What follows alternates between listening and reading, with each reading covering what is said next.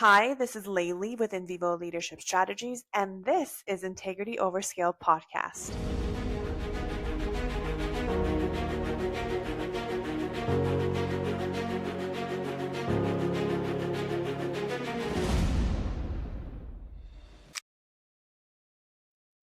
Welcome to Integrity Over Scale podcast. I am your host, Laylee Saragiani. I have with me one of my favorite guests of all time, Robert Wawoe. Robert, I'm so glad you're here. Thank you for being here.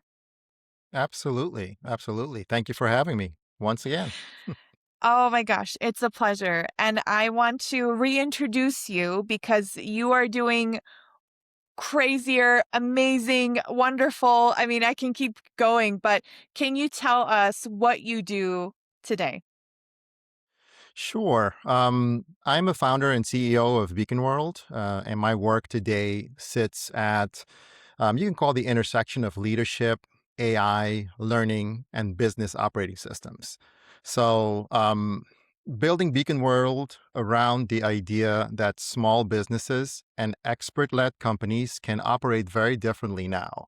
So, not Hmm. just as large teams trying to do everything manually, but as one human plus AI agent businesses where the founder provides judgment, direction, governance, and vision. And the AI agents help execute the research, drafting, analysis, and workflow support as operational follow through. Wow. That's pretty fantastic because if you tell me how to do any of that, I would not know. And I have my AI and business certification. What got you interested in doing something like that, Robert? I've always had an appetite. Well, number one, I always lead from the creative side of my brain, and I have a bunch of ideas that I've constantly like shelf. And this was one that I've kind of was toying with about 3 years ago at the very beginning of maybe agentic, where agentic AI started to kind of take main stage. And I was like, this will be an interesting use case to kind of one day, I wasn't even thinking about it, one day to maybe create a sandbox and experiment with it. And it was really about um, leading where you create more of an operating system that is business led than more of the technology stack guiding the business. One thing that I found interesting in that journey, where we came up into uh, generative AI hitting main stage, and then eventually agentic AI hitting big stage, and then everybody wanting to create this on their tech stack um, with not a lot of actually understanding the business work. And so letting technology again being the part that solves the problem versus actually looking at the work first, and then help let AI help with aiding that. Hmm. And as a business owner, I also wanted to ask you, as you are developing your AI, your work in that field, what have you learned about using AI so far? Um, so I guess one of the biggest lessons for me was that AI does not automatically make a business better. It amplifies the quality of the system around it. One component that I think I had a little bit of a heads up on going into this sandboxing experimentation was the fact that I lived and breathed systems thinking. So it Mm. was a component that I already was very familiar with. So all that to say, if your process is unclear, AI gives you faster confusion. If your data is messy, AI gives you more confident noise, basically. So if your strategy and workflows and governance are clear, then AI can dramatically expand what one person or a small team can do. That is the difference. That was my biggest learning of this journey. Wow. Okay, couple things that I want to tap into with that. You said it amplifies us, and we need to make ourselves more clear. How do you make yourself more clear when you're developing AI Hmm. systems? So yeah, I guess jumping back on that too, which kind of piggybacks off the lesson. You Mhm. cannot just let AI invent structure. You need a source of truth. So everything is anchored to a source of truth. Um, when that happens, AI is strongest when paired with human judgment. And I think um, there is so much haste, so much hurry to get into the game to leverage technology. We have to now get AI on our technology stack, get our people trained as fast as possible that we kind of forgot, okay, why are we actually needing to do this? Understanding the operating system first of all, where do we have one is the big question. Do we have one first of all? And if we do, is our operating system strong enough to support us jumping forward or scaling what we are doing? And that Mhm. piece is important to understand, your governance before you start to scale and increasing and incrementing your tech stack to support AI. um, Mhm. ai should AI should move closer to the work. This is another thing that I've also in this journey, probably last 2 3 years, is that the real value is not asking like AI generic questions.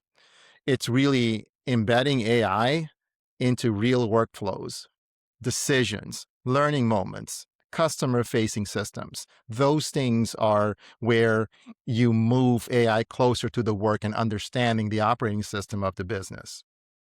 Mhm. This is really a good statement because immediately what I think listeners would think is, well, I can bring this AI along for the ride, but it will replace me eventually, replace what I do, it will replace who I am. So, how do you think they can work through a fear like that? Um, So I do want to mention that because it's tied to leadership and the work that we want to scale, the work that we want to amplify, Mhm. I want to make sure that I mention that AI does not remove the need for leadership. It does not. It raises the standard for leadership. And that's important to call out. So to your question, how has fear blocked um, business owners of understanding this potential? I think Yeah. there's a couple of blockers that we can go into. The fear sits in two opposite ways. Some people freeze because they think AI is too big, too technical, too Mm. risky, for example. Others, like I mentioned before, rush in without structure. And because the fear of falling behind, the FOMO, both reactions kind of miss the point. So the Mhm. opportunity is not to panic or chase every tool. The opportunity is to understand where AI fits into your business model, your workflows, your leadership responsibilities. If you can pinpoint that, I think you're way ahead of the curve. I love those call outs because I think most of the time there is this misunderstanding of the replacement versus the partnership that you have with AI. You mentioned something in the beginning about leading from the creative side of your brain. Can you tell us what that looks like when you're leading from your creative side and how that partnership can help with AI?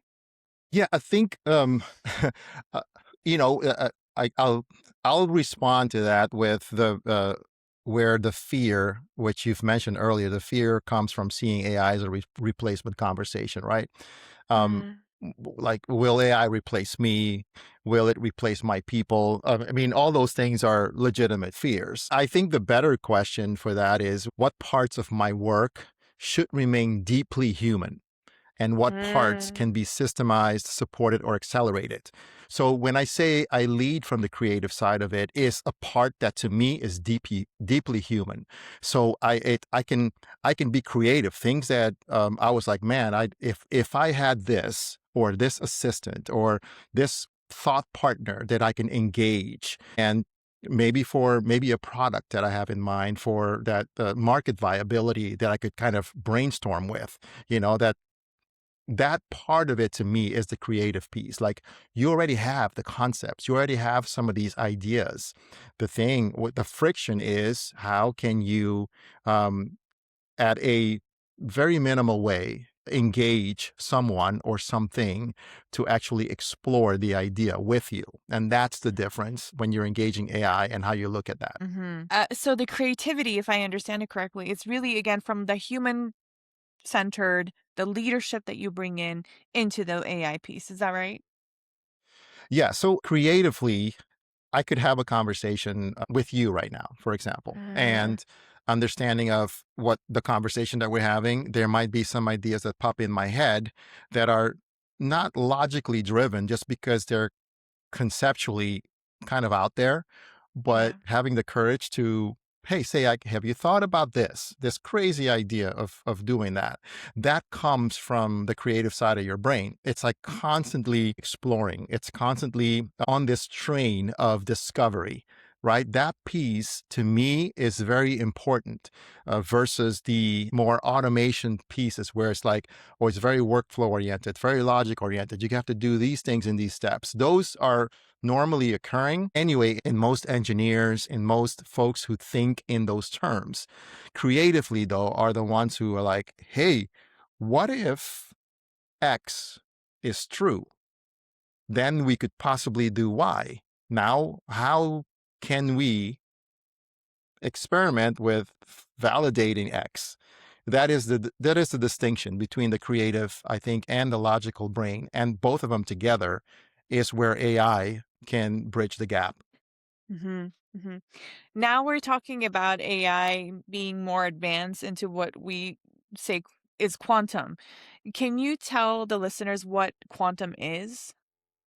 Oh man, I am no expert in quantum. So from my lens, at a simple level, I think quantum, and there's several layers of it, right? Quantum thinking, quantum mechanics. I'm approaching it from the quantum computing side of it. Is a new computing paradigm based on quantum mechanics, right? So classical computers process information as bits, ones and zeros, natural state of on and off. Essentially, these zeros and ones. Uh, Take a different form in quantum computing using quantum bits or qubits, which can represent and explore much more complex states. It's not just like a hmm binary 0 or 1.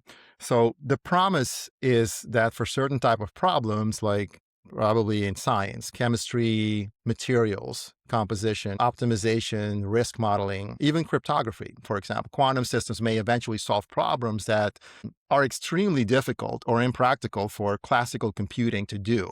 A good reference that I've read recently was from McKinsey, kind of describing quantum computing as a new computing paradigm that uses laws of quantum mechanics to provide significant performance improvements on certain applications and potentially, enabling some new territories of computing that's beyond classical computing.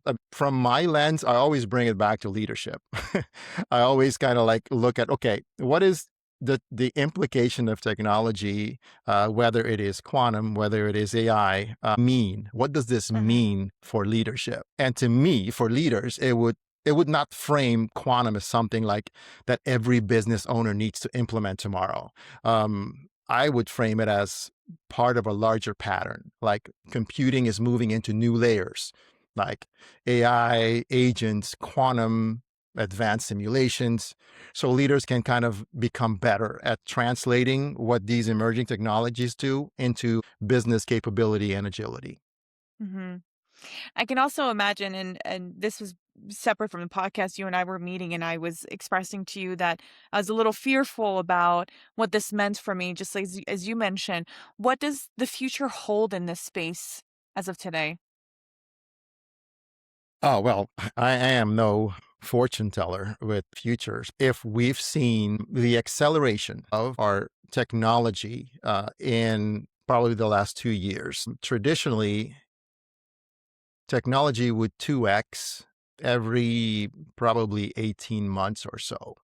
I, hmm I think that theory has been blown out of the water with AI moving into, like I said, center stage to accelerate a lot of these legacy stats that we've had. What is interesting though is that, talking about quantum and AI, it's moving, both of these are moving from like kind of pure research towards like some type of commercial experimentation. It's where that bubble we're in right now. Everyone is talking about it.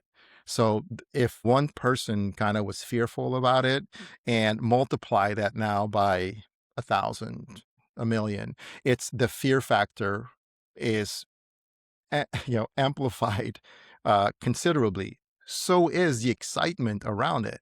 But then at some point, those two are going to balance. And then we'll end up with a normal state, or at least an interim normal state, that it's a building stage for us. To me, fear is part of the human experience. It is especially when something threatens to make a huge shift in the way we're doing things.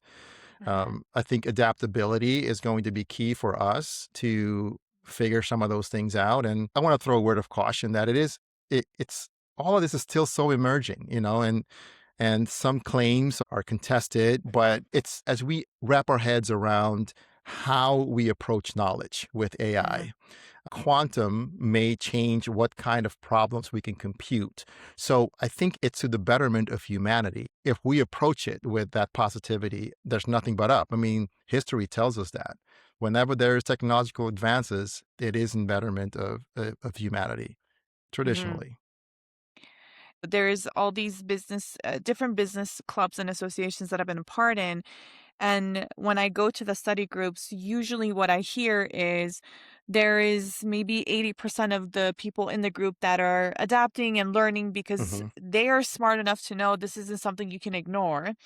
And then I have this 20% that basically says, I will never use it. You will never make me use it. And these are not anybody. They are business owners, they are leaders in financial firms and I mean, Sure. high-end companies. And so with these individuals, what do you say to them? Yeah. I mean, there will always be um, those on the later part of that curve, right? Um, and I think 80-20 is a really good odds. I thought it was like a little bit worse than that, but I don't know. I'll take your word for it. My number one piece of advice is with these leaders is really to not start with the tool. It's really about that. Do not start with the tool, because that's, if you have an aversion to that, that's an automatic already, like, I'm not going to engage with it. Start with the work. Understand the decisions, the workflows, those customer moments, your knowledge gaps in your business.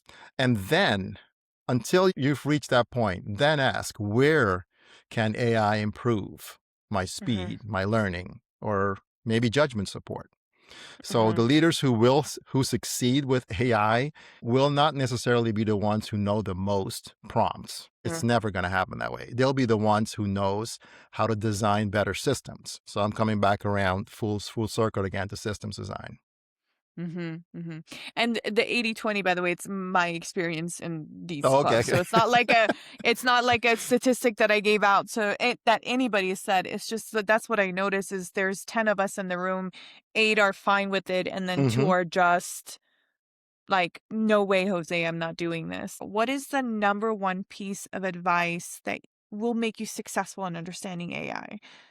Don't start with the tool at all. Start with the work, understanding what the work is. If you approach your business as an operating system, this is the best way I can describe it. If there are exceptions in your operating system that have not been addressed, maybe there's some workflow holes.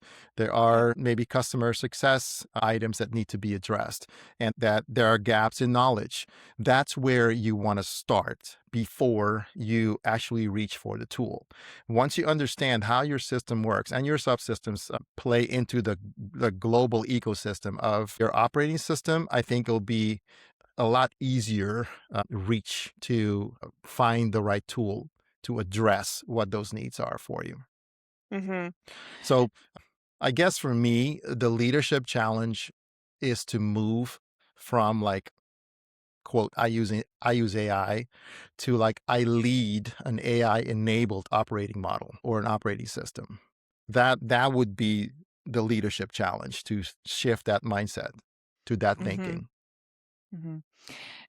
That totally is something that I can relate to because if I was actually starting a book on AI recently, and it felt like I was going backwards versus if I think I know the work and I know what I need to do, that's also me more invested in AI because then I know what I'm trying to do, what my goals are. So then Yeah, to your point, that becomes more of a tool rather than like the means to an end. So I will pick up that book and read it now, knowing what work I will accomplish and what my goal is. Yeah. exactly. Yeah. I'll make sure that I say this correctly. So I pulled it up so that I can make sure the percentages are correct. A lot of our listeners are women. And what I'm Hmm. seeing in the data is as I'm also writing a book for women in AI is with Harvard Business, women's AI usage is about 20 to 25% lower than men's, and 37 Mm. to 51% of women report using generative AI tools, and that's comparing it to 50 to 59% of men. When we hear data like that, Robert, especially where you're sitting in the work that you're doing, and what comes to mind? It's a little bit difficult for me to drill down into those specifics of what, the different target audiences, and we'll call them that, male, female, etc., what their motivation or belief systems might be to be attracted to learn something new. What I do know is that what is universal is there are those who are early adopters, who are innovators across both, let's call them both segments that we were discussing today, and it usually sits somewhere between 18 and 22%. So whether gender or population segment agnostic, it sits somewhere over there. I Mhm. don't know what the exact numbers are or what they are in that 22%. Maybe Uh-huh. 50%, 59% of that might be of this population and the rest of that population. But I do know that as a whole, we are still sitting pretty niche in the little early adopter innovator segment of the population. But those who are early will also need capability build and have thicker skin because they will be faced with much more criticism and pushback when they try to push forward an idea that might be good for the greater good long term, but Yeah. Yeah. it's very hard to see on the short term. Yeah. Yeah. And again, I love that you bring us back to the whole reality of the situation. And that's just more of Mm. understanding the resistance, understanding the circle, and that you're working through a system, and that the leadership part isn't going to go away because I Right. I I think it's made it so much more complex to be a leader today because the knowledge that would get you promoted, now AI has it. So now you have to show up differently in that world. Yeah, the AI has the knowledge that you feed it. It is important to actually call that out because unless you're using like a generative model that is public, right, where everybody just Mhm. kind of feeds it information and you're using it as a general kind of chatbot type of use case, building your specific AI model for your business is a different process. So then you have a chance to actually build the model with exact data that you feed it that is particular to your operating system. You want to be careful with not having data that could cause that model to drift or hallucinate. So you're careful when you build it. It's like looking at a blank canvas for a large language model that's specific for your business. So yes, you are pulling in outside sources, depending on how you set up your structure, outside sources of knowledge, that it's, let's call it a base layer. But you can actually cater it to very much your operating system model to, that's why for me, the issue of governance and source of truth is so important. You feed it and you create the memory that it will always refer back to as a source of truth.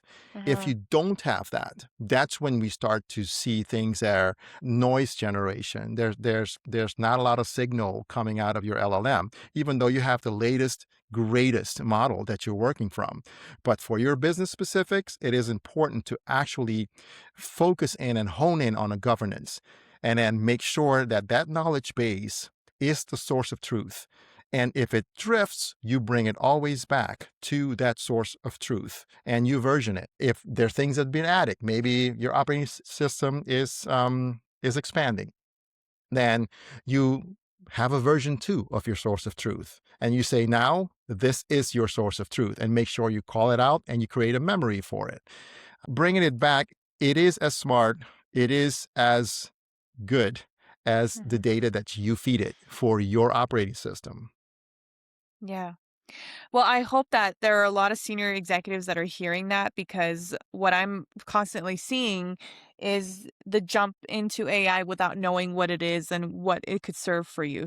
Thank you so much for coming on. Where can we find you, Robert? We want more of you. Where are you? Absolutely. I am on, you can reach me on beaconworld.com. Also, there is a Beacon World page on LinkedIn, and there's sources to contact me directly there. Be happy to have more conversations with about this or anything else that's technology, leadership, AI enablement focused as well. Thank you. They will be listed on the description for anybody who is interested. And again, thank you for joining us. Please make sure you're following and subscribing and listening to us every week. We have a new episode. Thanks again, Robert. Absolutely, my pleasure.